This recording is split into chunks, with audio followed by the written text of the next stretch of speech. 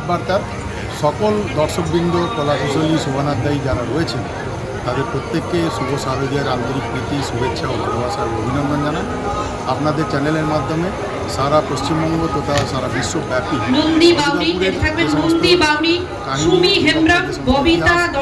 দুর্গাপুরের এবং দুর্গাপুরের শারদোৎসবের বিভিন্ন চলচ্চিত্র আপনাদের এই চ্যানেলের মাধ্যমে প্রকাশিত হবে, মানুষ দেখতে পাবে, মানুষের কাছে